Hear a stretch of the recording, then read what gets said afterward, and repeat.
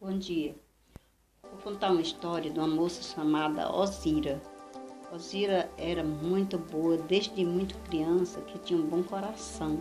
Embora isso não fosse dos pais dela a educação, porque o sonho do pai dela só pensava no ouro. Dizia que a sua honra era a glória e o tesouro. Então, por causa disso, essa menina se criou assim, com um coração bondoso por ela mesma, porque a educação do pai era completamente diferente. Essa menina, quando fez ano, o padrinho apresentou uma capa de borracha que muito cara comprou. Ela, pegando a capa, com muito gosto guardou. E na missa de São Pedro, a primeira vez botou. De volta, viu uma criança gelada morrendo à toa. Ela pegou a criança, tirou a capa e embrulhou.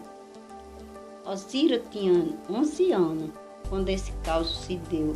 Ela pegou essa criancinha, nos braços dela aqueceu. Antes de chegar em casa, a criancinha morreu.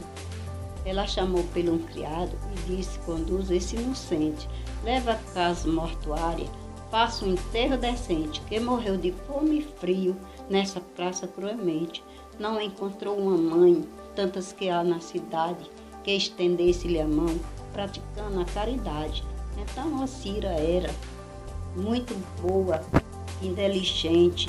Então ela fazia tudo pelas pessoas pobres, cuidava das pessoas, era uma pessoa maravilhosa. Mas um dia ela teve um sonho muito cruel. Sonhou que o pai obrigava ela fosse beber fel em um vaso de ouro, dizendo: beba que é mel. Ela acordou-se agitada, se ajoelhou e fez rezar. Na mesma hora sonhou com a mesma história de sempre. Então o pai dela obrigou: ou bebe o litro do vaso, ou então te amaldiçoou. Ela pegava na taça e bebia todo o fel. Com o amargor do litro, sentia uma dor cruel. Depois chegava um anjo e dava um cálice de mel. De manhã contou o pai o sonho que tinha tido.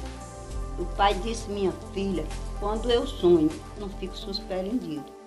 Das damas daquele tempo, Ozira era a mais bela. Havia o Duque Agripino, um primo legítimo dela. Viu Ozira na igreja, quase enlouquece por ela. Quando pediu o pai disse que dava. Ozira disse ainda mesmo, com o Duque não casava. O Duque, quando viu isso, como criança, chorava.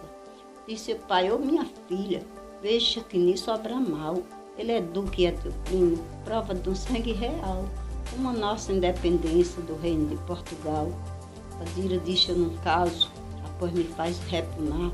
Disse o pai: após de mim, não tem mais o que esperar, que de hoje por diante nem a bênção eu vou botar. Então Ozira lembrou-se do sonho que tinha tido, disse logo consigo: é triste o meu resultado. Um sonho como o que eu tive, é difícil ser errado. Então disse Ozira o pai que aceitava, sim, aceitava o casamento. Disse: meu pai, eu aceito com gosto meu sofrimento. Seja por Deus tudo isso, vou começar meu tormento. Na sexta-feira de noite, Ozira tinha sonhado que chegava a criancinha que ela tinha embrulhado em traje de mensageiro e dava a ela um recado: manda-te dizer Jesus, que tu vai entrar em luta com a fera endiabrada, uma alma absoluta. És de cair numa mão, maldita, tirana e bruta. Quando tiveres aflita, não te mais diga da sorte. Tenha confiança em Deus, ainda visando a morte. Se conhece o bom guerreiro, quando a luta é muito forte. Vestiram Ozira e foi ela se casar. O sol mudou de repente, as luzes querendo apagar. Então um alvigoreja não deixaram de cantar. No ato do casamento, deu um enorme trovão. Mesmo na hora que Ozira encontrou com o noivo amão, caiu um raio no centro do castelo do Aragão. Estavam comentando isso quando um criado acudiu: senhor reis, em vossa casa, agora o raio caiu, que vinha com tanta força que toda a casa ruiu. Então voltaram ao templo, todo mundo espavorido. Ozira, como estalta, deu os braços a seu marido, via-se nela as feição de quem já tinha morrido.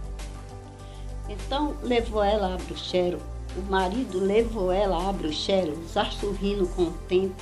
Tanto gosto tinha nela, porque em Egito não tinha uma princesa mais bela. Então ele foi morar nesse local, nesse palácio, um palácio muito bom, muito rico, muito legal. Mas deixa que o que aconteceu, que houve a guerra e ele foi chamado para a guerra e ela ficou. Ele tinha um irmão chamado Ernesto de Sangar. Este, quando Vozira correu visitar, então ela sabia que aquilo ali não dava certo, que quando ele viajou, o marido dela viajou, não dá isso aqui não. Então aí o que é que aconteceu? Ele ficou todo o tempo perseguindo ela, até que ela nunca quis, nunca deu certo. Aí ele esperou o irmão quando viesse, e quando acabar inventou, levantou um falso a ela, disse que ela tinha sido falsa a ele. Foi uma coisa horrível. Então o marido, do jeito que era, um rei muito besta, pegou e mandou exportar ela para um lugar mais esquisito que tinha no mundo. O que exportar? Levar. Aí foi, né? Deixou ela lá no esquisito, a bichinha ficou sem saber o que fazer. A felicidade de não morrer foi porque tinha muita fruta, ela se valia das frutas, assim, ela passou um mês mais ou menos lá nessa situação. Aí o homem teve um sonho muito ruim, aí resolveu contar para o irmão que era tudo mentira e que ela não tinha feito nada, ela era muito honesta, muito boa, ele quem tinha inventado. Aí o que acontece? Ele pegou ele, prendeu e levou a... Disse, você vai dizer onde ela está. Porque ele foi. Aí ele foi, mas ele mostrou onde era o canto que ela estava e tudo, né? Aí ele foi e disse, você agora que fica aqui e ela vai para casa. Aí levou ela para casa, deixou ele lá. Ficou se lascando de lá de fome, de tudo, sem ter nada na vida. Ela, tão boa que era, que ela ficou implorando o marido para ir buscar ele. Aí ele deixou porque perdoou ela e ficou sabendo que ela era honesta demais. Aí foi, mandou buscar ele, trouxe, ele chegou todo cheio de coisas, com fome, muito afragelado mesmo. Já passou uns 7 a 6 dias lá, sem comer, ele não sabia procurar nada. Aí pronto, aí só foi o que deu, ficou doente, aí ela conseguiu dar remédio a ele, fez tudo por ele. Ele não ficou bom, pegou um negócio, uns bichos que morderam ele. Aí o que aconteceu foi que aí ele morreu. Quando ele morreu, aí ela foi viver feliz com o esposo dela, não houve mais confusão, não houve nada. Aí terminou nessa maravilha, ainda hoje estou muito feliz, mas ela sofreu muito.